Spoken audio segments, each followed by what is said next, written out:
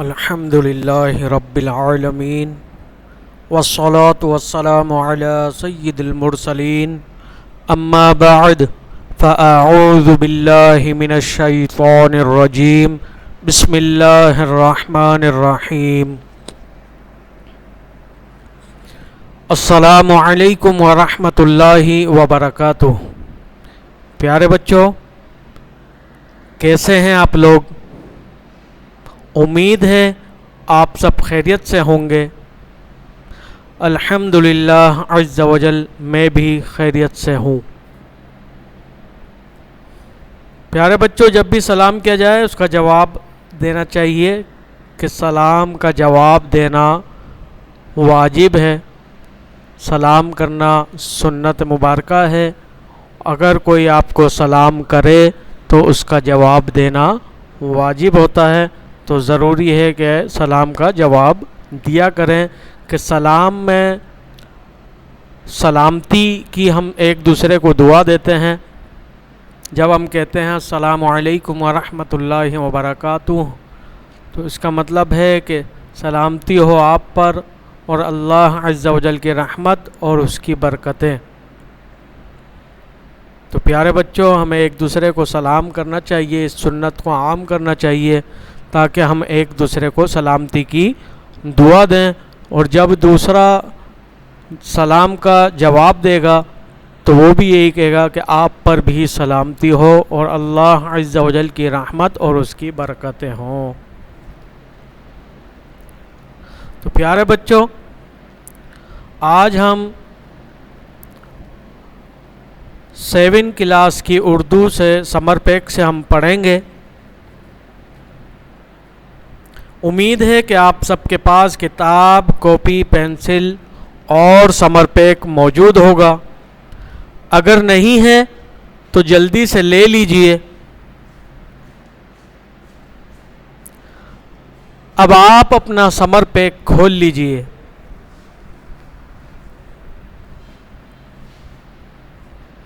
پیارے بچوں، آپ کی اسکرین پر موجود علم میں اضافے کی دعا آپ دیکھ رہے ہوں گے۔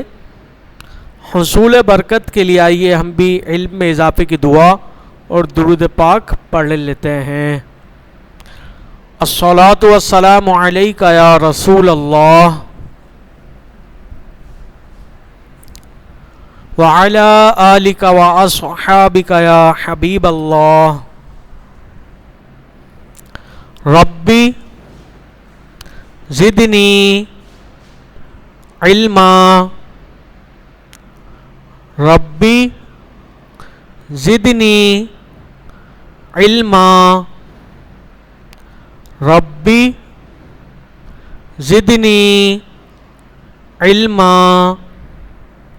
الصلاۃ والسلام علیک یا نبی اللہ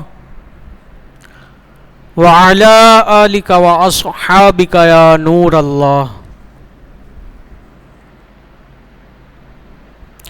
پیارے بچوں، آج کا ہمارا ٹاپک، ہمارا موضوع اشعار کی تشریح و مضمون نویسی ہے۔ سب سے پہلے ہم اس کے تدریسی مقاصد جان لیتے ہیں۔ مختلف سوالات کے حل کے بعد طلباء اس قابل ہو جائیں گے کہ اشعار کی تشریح کی معلومات حاصل ہو جائے گی۔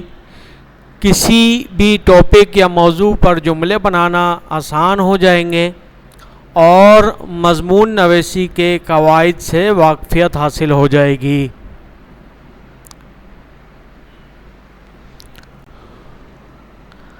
تو پیارے بچوں، جیسا کہ ہم 7 کلاس کی سمر پیک سے 2 پارٹ ہم پڑھ چکے ہیں، آج کا یہ تیسرا پارٹ سوال نمبر 7 ہے۔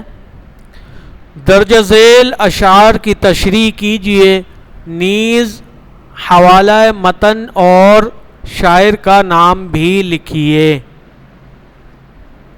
تو پیارے بچوں، ہم اشعار کی طرف چلتے ہیں۔ آپ کی اسکرین پر موجود آپ اشعار دیکھ رہے ہوں گے۔ یہ اشعار میں پڑھتا ہوں، آپ توجہ کے ساتھ سنیے اور دیکھیے، پھر ہم اس کے حوالہ متن اور تشریح کی جانب چلیں گے۔ پہلے ہم اشعار پڑھ لیتے ہیں۔ ڈالی ہے کمند چاند پہ انسان نے زمین سے، دام اس نے فلک پر بھی ہے پھیلائے زمیں سے۔ تخلیق ہے اللہ کی یہ ارض و سماوات، انسان کے قبضے میں دیے برق و بخارات۔ تو پیارے بچوں، یہ شعر ہماری اردو کی کتاب سورج مکھی کی نظم انسان اور سائنس سے لیے گئے ہیں۔ اس نظم کے شاعر کا نام عبد القادر ہے۔ یہ آپ کی 7 کلاس کی اردو کی بک میں موجود نظم ہے انسان اور سائنس، اس سے یہ شعر لیے گئے ہیں۔ اب ہم اس کی تشریح کی جانب چلتے ہیں۔ اس کی تشریح ان اشعار میں شاعر یہ کہہ رہے ہیں کہ آج کے اس جدید دور میں انسان نے اتنی ترقی کر لی ہے کہ اس نے کئی مشینیں ایجاد کی اور طرح طرح کے تجربات کیے، جس سے کئی تجربات میں انسان کو کامیابی ملی، کامیابی حاصل ہوئی، اور کئی تجربات ناکام بھی ہوئے۔ الغرض انسان نے بہت ترقی کی اور زمین سے چاند تک انسان نے رسائی حاصل کر لی۔ کئی ممالک آپ نے پیارے بچوں دیکھے ہوں گے، وہ دعویٰ کرتے ہیں کہ ہم نے چاند پر قدم رکھ لیا وغیرہ وغیرہ۔ تو اسی کو دیکھتے ہوئے یہاں یہ بیان کیا جا رہا ہے کہ زمین سے چاند تک انسان نے رسائی حاصل کر لی۔ چاند کے علاوہ فلک پر موجود اور بھی کئی سیاروں پر رسائی کے تجربات جاری ہیں۔ کہ تمام تر چیزیں زمین اور آسمان سب اللہ عز و جل نے ہی بنائے ہیں۔ یہ تمام چیزوں کا خالق اللہ تعالیٰ ہے اور یہ تمام چیزیں اللہ تعالیٰ کی مخلوق ہیں، اور ان پر پہنچنے کے لیے انسان کو اللہ عز و جل نے وسائل مہیا فرمائے ہیں۔ انسان طرح طرح کی کوششیں کرتا ہے، تجربات کرتا ہے، اللہ تعالیٰ نے اسے وسائل عطا فرمائے ہیں۔ جب وہ وسائل بروئے کار لاتا ہے انسان تو اس سے کئی جگہوں پر کامیابی حاصل ہوتی ہے، اور کچھ ایسی جگہ بھی ہوتی ہیں جہاں اسے ناکامی کا سامنا ہوتا ہے، لیکن اللہ تعالیٰ نے وسائل مہیا فرمائے ہیں جنہیں استعمال میں لا کر انسان ترقی یافتہ ممالک میں اپنا نام شامل کرتا ہے۔ یقیناً آپ کو اس کی تشریح سمجھ آ گئی ہوگی۔ اب ہم آگے چلتے ہیں۔ سوال نمبر 8 ہے، مشینیں انسان کے لیے فائدہ مند ہیں۔ اس جملے کے حق اور مخالفت میں 5 جملے تحریر کیجیے۔ تو پیارے بچوں، آپ نے دیکھا ہوگا کہ انسانوں نے کئی مشینیں ایجاد کی۔ مثال کے طور پر گھڑی بنائی۔ پہلے انسان ٹائم دیکھنے کے لیے سورج اور دھوپ وغیرہ کا سہارا لیا کرتا تھا، لیکن اب ٹائم دیکھنا بہت ہی آسان ہو گیا، کیونکہ اب گھڑی ایجاد کر لی گئی۔ اسی طرح کمپیوٹر، ہم دیکھتے ہیں کہ یہ جو کمپیوٹر ہے کس طرح ترقی کرتا چلا گیا، اور آج کا کمپیوٹر ہمارے سامنے موجود ہے، جس پر انسان کام کر کر دوسرے ممالک سے رابطہ بنائے ہوئے ہے۔ اس پر طرح طرح کے کام کیے جاتے ہیں، اپنے آفس وغیرہ کے اور دیگر کام اس پر کیے جاتے ہیں۔ اسی طرح ٹرینیں وغیرہ بنائی گئیں، گرائنڈر بنائے گئے، ریڈیو بنائے گئے، کار، پنکھے، فانوس اور طرح طرح کی چیزیں انسان نے بنائی۔ آئیے اب ہم ان کے مشینیں انسان کے لیے فائدہ مند ہیں، اس جملے کے حق اور مخالفت میں 5 جملے تحریر کرتے ہیں۔ پیارے بچوں اسکرین پر توجہ رکھیے گا۔ پہلے 5 جملے اس کے حق میں یعنی موافقت میں ہیں۔ آئیے ہم دیکھتے ہیں۔ مشینیں انسان کے لیے بہت فائدہ مند ہیں۔ اس سے کیا فائدہ ہوتا ہے؟ دنیا کے ممالک سے روابط میں آسانی ہوتی ہے، اس سے وقت کی بچت ہوتی ہے۔ جو کام پہلے کئی دنوں میں ہوتا تھا اب وہ گھنٹوں میں ہو جاتا ہے۔ انسانوں کے لیے سہولیات و آسائش ہیں، جہاں انسان طرح طرح کی محنت کر کے کوئی کام کیا کرتا تھا، وہ مشینوں کے ذریعے بہت آسانی سے اور سہولیات کے ساتھ آرام سے ہو جاتا ہے۔ اس سے مالی طور پر بچت کے سامان بھی ہیں، کئی طرح سے مالی طور پر فائدہ حاصل ہوتا ہے۔ آگے چلتے ہیں۔ اس کی مخالفت میں 5 جملے۔ تو پیارے بچوں جہاں مشینوں کے بے حد فوائد ہیں وہیں اس کے برعکس اس کے نقصانات بھی ہیں۔ ماحولیاتی نظام میں فضائی آلودگی کا سبب بنتا ہے یہ مشینیں وغیرہ۔ جہاں ایک کام کے لیے کئی لوگوں کو روزگار میسر آتا، اب وہ کام مشین کے ذریعے ایک ہی شخص انجام دے لیتا ہے، جس سے بے روزگاری میں اضافہ ہوا۔ کمپیوٹر پر زیادہ دیر بیٹھے رہنے سے، اس کو دیکھنے سے نظر کی کمزوری سامنے آئی کہ اس کا یہ بھی نقصان ہوا کہ کئی لوگوں کی نظر بھی کمزور ہوئی، اور ایک ہی جگہ بیٹھ کر کام کرنے سے صحت کے مسائل بھی پیدا ہوئے۔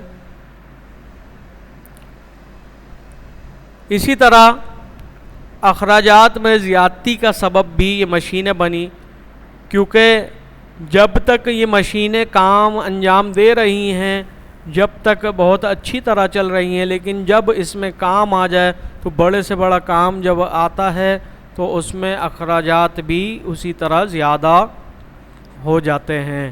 تو پیارے بچوں یقیناً مشینوں کے فوائد کے اور اس کے نقصانات آپ نے دیکھے کہ اس کے حق میں بھی 5 جملے ہم نے بنائے اور اس کی مخالفت میں بھی 5 جملے بنائے۔ یقیناً آپ کو یہ سمجھ آ گیا ہوگا۔ اس کے علاوہ بھی کئی جملے بنائے جا سکتے ہیں، آپ بھی پریکٹس کیجئے اور ان کو جملوں میں استعمال کرنے کی کوشش کیجئے۔ اب ہم آئیے مضمون نویسی کی جانب چلتے ہیں۔ تو پیارے بچوں مضمون لکھنے کے کچھ قواعد ہوتے ہیں، کچھ ضوابط ہوتے ہیں کہ مضمون کس طرح لکھا جاتا ہے، اس میں کن کن چیزوں کا خیال رکھا جاتا ہے۔ تو پیارے بچوں مضمون لکھتے وقت آپ خیال رکھیں کہ اس میں موجود الفاظ مناسب اور عمدہ اور بہترین ہوں۔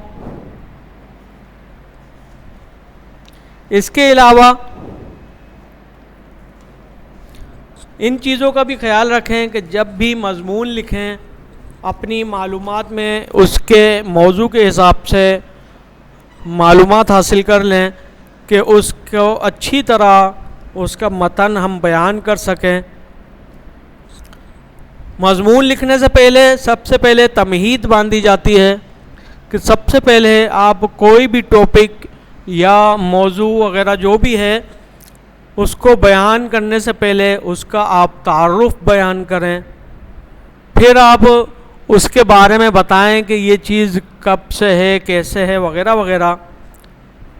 پھر جو بھی ٹاپک ہے آپ کا اس کی اہمیت بتائیں کہ اس کی اہمیت کیا ہے، خصوصیات کیا ہیں وغیرہ وغیرہ، اور پھر آخر میں ان تمام چیزوں کو بیان کرنے کے بعد دعائیہ کلمات بھی شامل کیے جائیں۔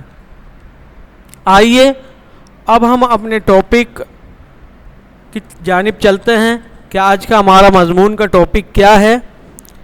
آج کا ہمارا موضوع قومی زبان اردو، پیاری زبان اردو ہے۔ پیارے بچوں، آپ کے سامنے یہ مضمون موجود ہے۔ یہ آپ کو ایک مثال کے طور پر مضمون دیا گیا ہے، آپ اس پر کوشش کر کے اور بھی دوسرے طرح سے مضمون لکھ سکتے ہیں۔ کوشش کیجئے، انشاءاللہ اللہ عز و جل آپ کو کامیابی سے ہمکنار فرمائے گا۔ تو آئیے ہم اس کی جانب چلتے ہیں، اس کو پڑھ لیتے ہیں، آپ بھی توجہ کے ساتھ اس کو سنیے۔ جیسا کہ میں نے بتایا تھا کہ سب سے پہلے کوئی بھی ہمارا ٹاپک ہو اس کے بارے میں اس کا تعارف بیان کیا جاتا ہے۔ اردو ایک ترکی زبان کا لفظ ہے جس کے معنی لشکر کے ہیں۔ یہ زبان کئی زبانوں کا مجموعہ ہے۔ یہ زبان کئی زبانوں کا مجموعہ ہے، اس لیے اس کو لشکر بھی کہا جاتا ہے۔ اردو زبان پاکستان بننے سے پہلے کی ہے۔ پاکستان بننے کے بعد قائد اعظم نے پاکستان کی قومی اور سرکاری زبان اردو رکھی، جس کا مقصد دوسرے ممالک سے روابط کہ یہ زبان کئی زبانوں پر مشتمل ہے اور عام فہم ہے، جس کو ہر ممالک کے لوگ بآسانی سمجھ سکتے ہیں۔ اردو زبان بہت ہی اہمیت کی حامل ہے۔ یہ ایک عام فہم زبان ہے جسے لوگ جلد اور بآسانی سمجھ لیتے ہیں اور جلد ہی بولنا بھی شروع کر دیتے ہیں۔ یہ زبان پرلطف ہے جس کو تمام ممالک میں پذیرائی حاصل ہے، اور یہ اردو زبان تقریباً دنیا کے تمام ممالک میں بولی اور سمجھی جاتی ہے۔ یہ زبان یعنی اردو زبان کہاوتوں اور تشبیہات سے مالا مال ہے جو اردو زبان کو چار چاند لگاتی ہے۔ تو پیارے بچوں، اردو زبان میں کئی شعراء اور ادبا یعنی شعراء، شاعر جو شعر وغیرہ، نظمیں، حمد وغیرہ لکھتے ہیں، ادبا جو ادب سے متعلق کتب لکھتے ہیں، تو انہوں نے کئی کتب اردو زبان میں لکھی جس کا ذخیرہ آج بھی کتابی شکل میں موجود ہے، جنہیں پڑھ کر طلباء اردو زبان سے لطف اندوز ہوتے ہیں۔ یہ زبان قوم کا اثاثہ ہے۔ ہمیں اردو زبان کی حفاظت کرنی چاہیے کیونکہ یہ اردو زبان ہماری شناخت ہے اور اس کو قائم رکھنے میں ہی ہماری بقا ہے۔ اس کے ختم ہونے کی صورت میں نئی نسل عظیم خیالات اور اقدار سے محروم ہو سکتی ہے۔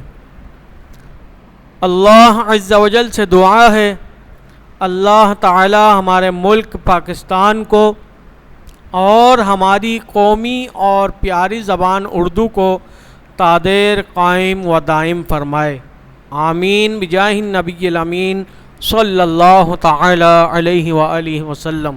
تو پیارے بچوں، یقیناً مضمون کے بارے میں آپ نے جان لیا کہ کس طرح مضمون لکھا جاتا ہے، اس میں کس طرح الفاظوں کا انتخاب کیا جاتا ہے۔